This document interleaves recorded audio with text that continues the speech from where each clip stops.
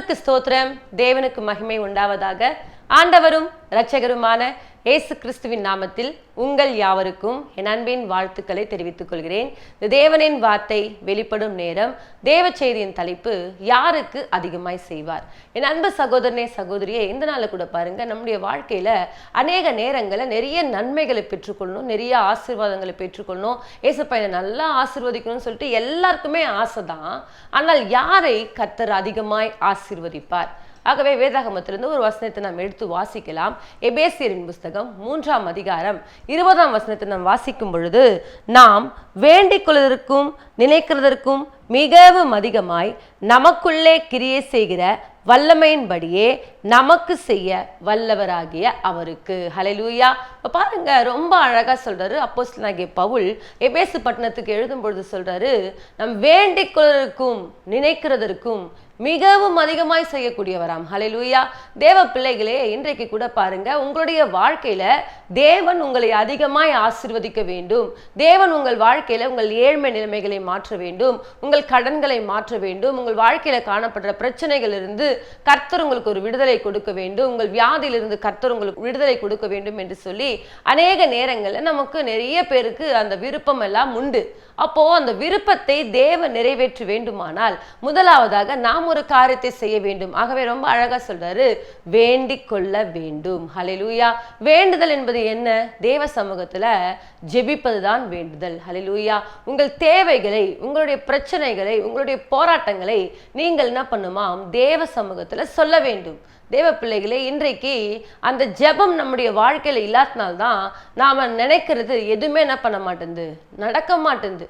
இன்றைக்கு பாடுங்க, ஆண்டவர் சொல்றாரு, உன் நினைவுகள் என் நினைவுகள் அல்ல, உங்கள் வழிகள் என் வழிகளும் அல்லவென்று கர்த்தர் சொல்லுகிறார். அப்ப பாருங்க, நாம கொஞ்சமா நினைப்போம், ஆனால் தேவன் என்ன பண்ணுவாராம், நிறைவாய் நம்மை ஆசீர்வதிப்பார்.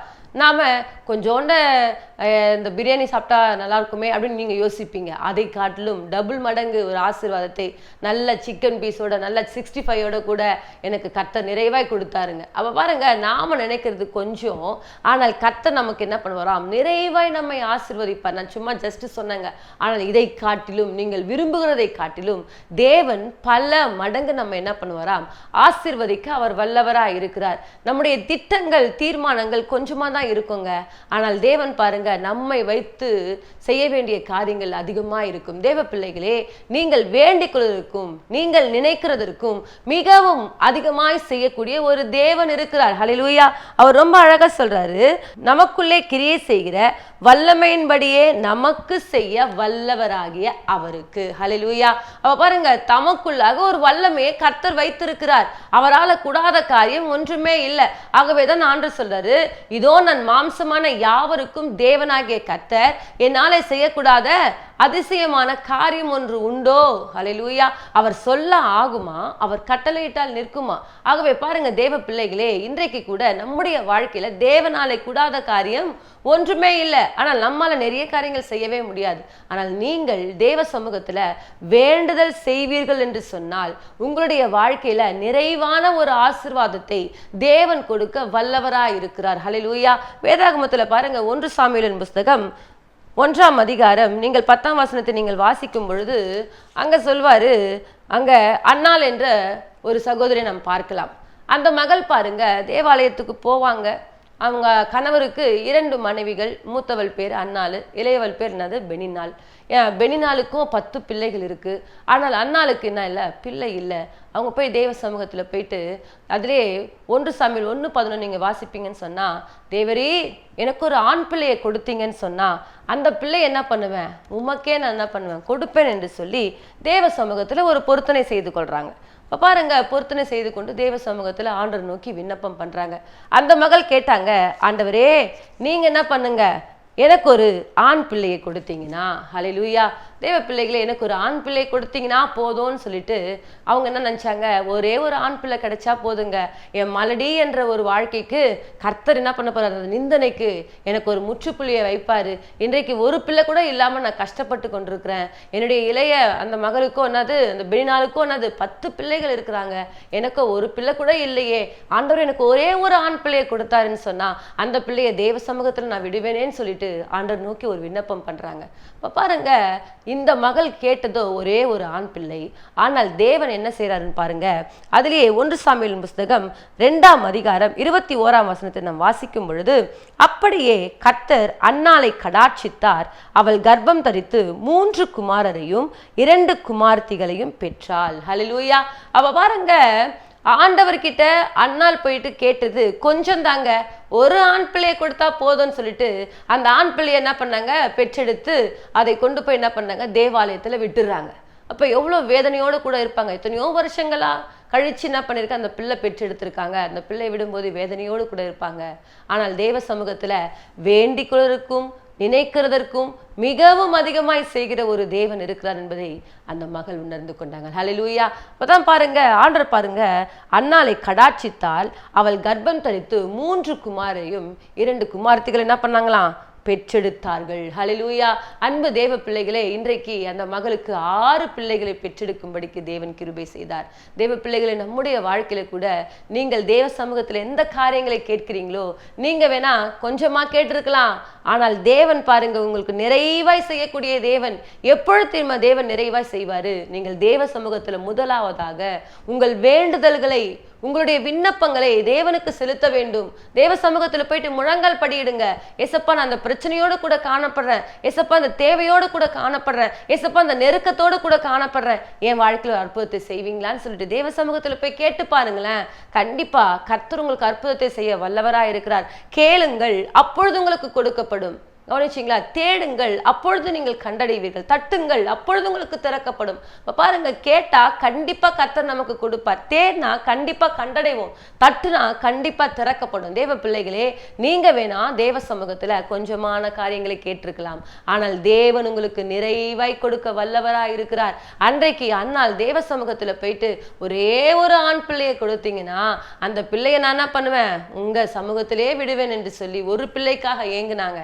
ஆனால் கர்த்தர் பாருங்க, அன்னாளுக்கோ 6 பிள்ளைகளை பெற்றெடுக்கும்படிக்கு அந்த மலட்டு வாழ்க்கையிலிருந்து தேவன் ஒரு அற்புதத்தை செய்தார். தேவ பிள்ளைகளே, இன்றைக்கு நிறைய பேர் பாருங்க, இந்த ஜெப விண்ணப்பங்கள் வைக்கிற ஒவ்வொரு பிள்ளைகளுடைய வாழ்க்கையிலும், எனக்கு திருமணமாகி இத்தனை ஆண்டுகள் ஆயிடுச்சு, எனக்கு பிள்ளை இல்லை என்று சொல்லி எத்தனை பேர் தெரியுமா ஏக்கத்தோடு கூட இருக்கிறாங்க. ஒரு சிலர் பாருங்க, பிள்ளைகளை பெற்றெடுத்தாலும் அந்த பிள்ளைகள் மரித்து போயிட்டு இருப்பாங்க.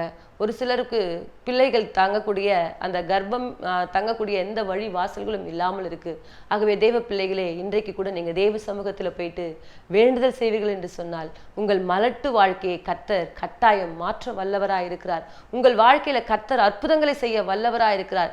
இந்த பிரச்சனை தாங்க ரொம்ப பெருசா காணப்படுது. எத்தனையோ பேர் பாருங்க, லட்சக்கணக்கில் பணங்களை செலவு செய்து கொண்டிருக்கிறாங்க. பிள்ளை எனக்கு கிடைக்கல, பிள்ளை செல்வம் இல்லை என்று சொல்லி. இன்றைக்கு கூட அன்னாளை போல் நீங்கள் தேவ சமூகத்துல போயிட்டு வேண்டுதல் செய்யுங்க. நீங்கள் வேண்டுதல் செய்தால் நீங்கள் நினைப்பதற்கும் வேண்டிக் கொள்வதற்கும் மிகவும் அதிகமாய் கர்த்தர் செய்ய வல்லவராய் இருக்கிறார். ஹல்லேலூயா.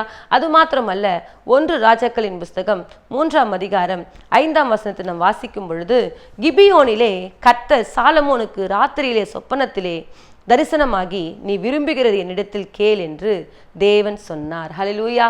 அதிலே 9ஆம் வசனத்தை வாசிக்கும் பொழுது, ஆகையால் உமது ஜனங்களை நியாயம் விசாரிக்கவும் நன்மை தீமை இன்னதென்று வகையறுக்கவும் அடியேனுக்கு ஞானமுள்ள இருதயத்தை தந்தருளும். ஏராளமாயிருக்கிற இந்த உமது ஜனங்களை நியாயம் விசாரிக்க யாராலே ஆகும் என்றான். ஹல்லேலூயா. இங்க ஒரு காரியத்தை பார்க்கிறோம், சாலமோனை குறித்து பார்க்கிறோம். சாலமோன் என்ன பண்றாரு, தேவ சமூகத்துல போயிட்டு 1000 சர்வாங்க தகன பலிகளை செலுத்திட்டு தேவனுக்கு பிரியமான காரியங்களை செய்துட்டு படுத்து கொண்டிருப்பார். அப்போ தேவன் என்ன பண்றாருன்னா, அவருக்கு சொப்பனத்துல வெளிப்பட்டு, நீ விரும்புகிறது என்ன பண்ணு, என்னிடத்துல கேளுன்னு சொல்லுவார். இப்போ பாருங்க, தேவன் இடத்துல போயிட்டு சாலமோன் கேட்கிறாரு, ஆண்டவரே, அப்பா, ஏராளமா இருக்கிற இந்த ஜனங்களுக்கு அவர்கள் எனக்கு நன்மை தீமை எதுவுமே தெரியாதுப்பா, அவர்களை சரியா எனக்கு வழிநடத்த தெரியாதுப்பா, எனக்கு நீங்க என்ன பண்ணணும், ஞானமுள்ள ஒரு இருதயத்தை என்ன பண்ணணும் கொடுப்பீங்கன்னா நான் என்ன பண்ணுவேன், ஜனங்களை சரியான பாதையில, உம்முடைய பிள்ளைகளை சரியான பாதையில் நடத்துவேன் என்று சொல்லி தேவனிடத்துல ஒரு விண்ணப்பத்தை வைக்கிறார். ஹல்லேலூயா. இவர் கேட்டதோ கொஞ்சம், அதான் சொல்றாரு, நீங்கள் வேண்டிக் கொள்வதற்கும் நினைக்கிறதற்கும். அப்ப பாருங்க, சாலமோன் என்ன காரியத்தை கேட்டாரு? தேவனுக்கு பிரியமான காரியத்தை செஞ்சுட்டு எனக்கு என்ன பண்ணுங்க, ஞானம் உள்ள இருதயத்தை மாத்திரம் கொடுங்கன்னு கேட்கிறார். சரிங்களா? இந்த ஜனங்களை என்ன பண்ணோம், சரியான பாதையில் நான் வழி நடத்த வேண்டும் என்று சொல்லி ஞானமுள்ள இருதயத்தை எனக்கு கொடுங்கன்னு கேட்டாரு. ஆனால் தேவன் பாருங்க, அதிலேயே 13ஆம் வசனத்தை வாசிக்கும் பொழுது, இதுவும் அன்றி நீ கேளாத ஐஸ்வர்யத்தையும் மகிமையையும் உனக்கு தந்தேன், உன் நாட்களில் இருக்கிற ராஜாக்களில் ஒருவனும் உனக்கு சரியானவன் இருப்பதில்லை. ஹல்லேலூயா. இப்ப பாருங்க, சாலமோன் தேவ சமூகத்துல போய் கேட்கறது என்னன்னா, ஞானம் உள்ள இருதயம். ஆனால் தேவன் பாருங்க, சாலமோனுக்கு ஐஸ்வர்யத்தையும் மகிமையையும் தேவன் கொடுத்து அவரை நிறைவாய் கர்த்தர் ஆசீர்வதிக்கிறார். என் அன்பு தேவ பிள்ளைகளே, சாலமோன் என்ன காரியத்தை செய்தார்? வேண்டிக் கொண்டார். ஹல்லேலூயா. நம் வேண்டுதல் செய்தால் நிச்சயமாக தேவன் நம்முடைய வாழ்க்கையில அற்புதங்களை செய்ய வல்லவராயிருக்கிறார். அன்றைக்கு எசேக்கியா ராஜா தேவ சமூகத்துல என்ன பண்றாரு? நீங்க என்ன பண்ண போறீங்க? மரணமடைய போறீங்கன்னு சொன்ன மாத்திரத்துல சுவர்புறமாய் திரும்பி ஆண்டவரை நோக்கி என்ன பண்றாரு? கர்த்தாவே, நான் உமக்கு முன்பாக உண்மையும் உத்தமமாய் நடந்து கொண்டேனே, ஒரு விசையா எனக்கு மனம் இறங்குங்கன்னு சொல்லிட்டு தேவனை நோக்கி விண்ணப்பம் பண்ணும் பொழுது தேவன் பாருங்க, இந்த மகன் மரிச்சு போயிடுவாங்கன்னு நினைச்சாங்க. தேவனை நோக்கி விண்ணப்பம் செய்த உடனே ஆண்டவர் பாருங்க 15 ஆண்டுகளை குட்டி கொடுக்கிறார். ஹல்லேலூயா. அன்பு தேவ பிள்ளைகளே, நம்முடைய வாழ்க்கையில கூட தேவன் நம்மை நிறைவாய் ஆசீர்வதிக்க வேண்டுமா? தேவன் உங்கள் வாழ்க்கையில ஒரு பெரிய செழிப்பை கட்டவிழ்க்க வேண்டுமா? உங்கள் வாழ்க்கையில சமாதானம் உள்ள ஒரு வாழ்க்கை வாழ வேண்டுமா? உங்கள் வாழ்க்கையில தேவன் அற்புதங்களை அதிசயங்களை செய்ய வேண்டுமா? நீங்கள் தேவனை நோக்கி முதலாவதாக வேண்டுதல் செய்ய வேண்டும். வேண்டுதல் செய்தால் அவர் கட்டாயம் நம்மை ஆசீர்வதிக்க வல்லவராய் இருக்கிறார். ஹல்லேலூயா. அன்றைக்கு அன்னாள் போயிட்டு தேவ சமூகத்துல எனக்கு ஒரு ஆண் பிள்ளையை கொடுத்தா போதுன்னு சொன்னாங்க. ஆனால் தேவன் பாருங்க, அன்னாளுக்கு 6 பிள்ளைகளை பெற்றெடுக்கும்படிக்கு கர்த்தர் கிருபை செய்தார். அன்றைக்கு பாருங்க, சாலமோன் தேவ சமூகத்துல போயிட்டு எனக்கு ஞானமுள்ள இருதயத்தை கொடுங்கன்னு கேட்டாரு. அந்த ஞானத்தோடு கூட நீ என்ன பண்ற? அரிதான ஒரு காரியத்தை கேட்ட. என்கிட்ட என்ன பண்ணல? பொண்ணு, பொருள், ஆஸ்தி, அந்தஸ்து, அது இதுன்னு சொல்லிட்டு எதுவுமே கேட்கலப்பா. ஞானமுள்ள இருதயத்தை கேட்ட பாத்தியா? இது எனக்கு ரொம்ப பிரியமா இருக்குன்னு சொல்லிட்டு ஆண்டவர் என்ன பண்றாருன்னா, சாலமோனுக்கு ஐஸ்வர்யத்தையும் மகிமையையும் கனத்தையும் கொடுத்து அவனுடைய நாட்கள்ல சமாதானம் உள்ள ஒரு அரசாட்சி செய்யும்படிக்கு கர்த்தர் கிருபை செய்தார். என் அன்பு தேவ பிள்ளைகளே, உங்களுடைய வாழ்க்கையில கூட இப்படிப்பட்ட ஆசீர்வாதங்கள் உங்கள் வாழ்க்கையில கிடைக்க வேண்டுமா?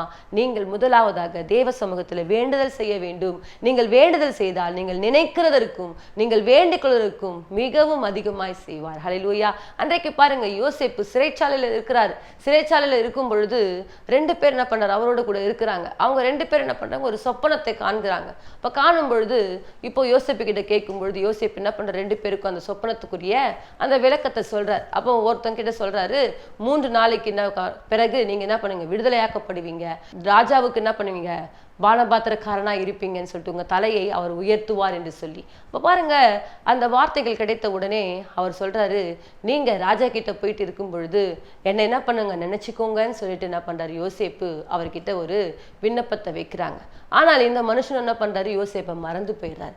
ஆனா கூட பாருங்க, தேவன் மறக்கிற தேவனே அல்ல. ஹல்லேலூயா. எனக்கு ஒரு விடுதலை வேணும்னு சொல்லிட்டு அந்த மகன் கிட்ட கேட்டாரு.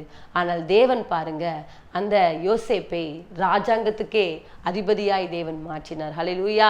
நாம் வேண்டிக் கொள்வது கொஞ்சம் தாங்க, ஆனால் இயேசு நம்முடைய வாழ்க்கையில செய்வது பெரிய காரியங்கள். என் அன்பு தேவ பிள்ளைகளே, உங்களுடைய வாழ்க்கையில கூட நீங்கள் அதிகமாய் உயர்த்தப்படணும்னு சொன்னா நீங்க ஒரு காரியத்தை செய்ய வேண்டும். தேவனை நோக்கி விண்ணப்பம் செய்யக்கூடியவர்களா இருக்க வேண்டும். வேண்டிக் கொள்ளக்கூடியவர்களா இருக்க வேண்டும். வேண்டுதல் செய்தால்தான் நீங்கள் நினைக்கிறதற்கும் வேண்டிக் கொள்வதற்கும் மிகவும் அதிகமாய் அவர் உங்கள் வாழ்க்கையில செய்து உங்களை அதிகமாய் ஆசீர்வதிக்க வல்லவராக இருக்கிறார். ஹல்லேலூயா. அது மாத்திரமல்ல, 5 அப்பத்தை 2 மீன் என்ன பண்ணாங்க? ஆண்டவருடைய கரத்தை கொண்டு வந்தாங்க. இயேசு ஒரு வேண்டுதல் செய்தார். பிதாவே, இதை ஆசீர்வதிங்கன்னு சொன்ன மாத்திரத்துல பாருங்க, அந்த அப்பமும் அந்த மீனும் பெருகி கொண்டே இருக்கு. ஹல்லேலூயா. 5000 பேர் சாப்பிட்டது போக மீதம் 12 கூடை எடுக்கும்படிக்கு கர்த்தர் கிருபை செய்தார். ஹல்லேலூயா.